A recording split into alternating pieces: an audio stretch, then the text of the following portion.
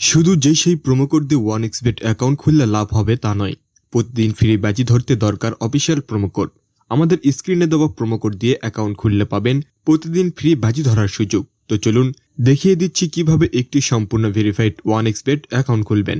1xBet app একটি online betting app, যার মাধ্যমে আপনি বিভিন্ন ধরনের স্পোর্টসে বেটিং করতে পারবেন। আরও আছে গেমস খেলে টাকা আয় করার সুযোগ। যাদের ফোনে 1xBet অ্যাপটি নেই তারা যে কোনো ব্রাউজারে গিয়ে অ্যাপটি ডাউনলোড করে নেবেন। এখানে স্ক্রিনে দেখতে পাচ্ছেন লগইন এবং রেজিস্ট্রেশন নামে দুটো অপশন আছে। এখানে রেজিস্ট্রেশন অপশনে যাবেন, এরপর দেখতে পাচ্ছেন কিছু অপশন দেওয়া রয়েছে। আপনি ইন ওয়ান ক্লিক অপশনটিতে চাপ দেবেন। এখানে কান্ট্রিতে বাংলাদেশ এবং কারেন্সিতে বাংলাদেশি টাকা বিডিটি সিলেক্ট করবেন।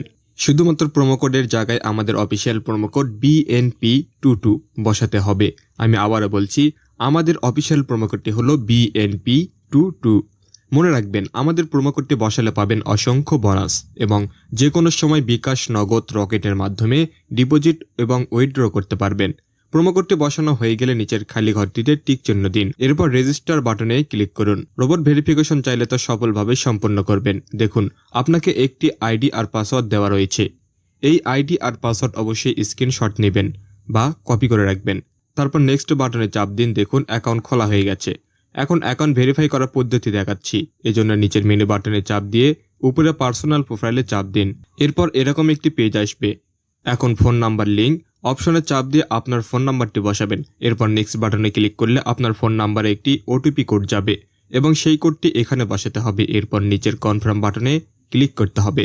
নাম্বার ভেরিফাই হয়ে গেলে ব্যাকে চলে আসবেন। এখন এন্টার ডিটেলস অপশনে চাপ দিবেন। এখানে সমস্ত তথ্য জাতীয় পরিচয়পত্রের সাথে মিল রেখে পূরণ করতে হবে।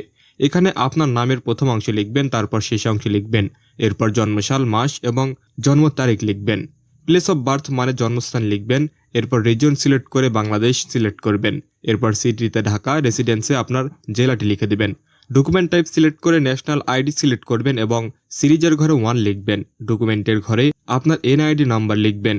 এরপর ডেট অফ ইস্যু এর ঘরে এনআইডির উল্টো পাশে দেওয়া ইস্যু ডেট বসিয়ে দেবেন।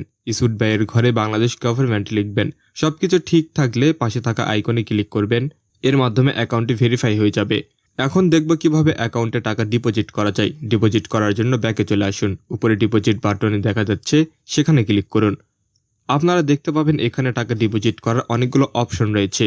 তো আমি আপনাদের দেখিয়ে দিচ্ছি কিভাবে এই পেমেন্ট মেথডের মাধ্যমে ডিপোজিট করবেন। আমি একটি অপশনের ওপর ক্লিক করলাম। এখন এরকম একটি পেজ দেখতে পাবেন। এখানে আপনার ইচ্ছে মতো টাকা ডিপোজিট করতে পারবেন। এখন কোন নাম্বারে টাকা পাঠাবেন সেটা ভাবছেন। উপরে দেওয়া আছে নগদ ওয়ালেট নাম্বার। এখান থেকে নাম্বারটি কপি করে নেবেন। আগেই জানিয়ে রাখছি, এই নাম্বারটি প্রতিবার পরিবর্তিত হয়, তাই টাকা ডিপোজিট করার আগে নাম্বারটি কপি করে নেবেন। নম্বর কপি করা হলে নগদ অ্যাপে চলে যাবেন এবং ক্যাশ আউটের মাধ্যমে কপি করা নম্বরে টাকা পাঠাবেন। টাকা পাঠানো হলে এরকম একটি পেজ চলে আসবে। এখান থেকে ট্রানজ্যাকশন আইডিটি কপি করে অ্যাপে ফিরে আসবেন এবং যে নাম্বার থেকে টাকা পাঠিয়েছেন তা লিখবেন। পরবর্তী অপশনের আগে কপি করা ট্রানজ্যাকশন আইডিটি লিখবেন। এরপর কনফার্ম বাটনে ক্লিক করে এবং এর মাধ্যমে আপনার অ্যাকাউন্টে ডিপোজিট সম্পন্ন হবে। কিছুক্ষণ অপেক্ষা করলে আপনার অ্যাকাউন্টে টাকা জমা হবে। তো বন্ধুরা, আজকের ভিডিওটি এখানে শেষ করছি। ধন্যবাদ সবাইকে।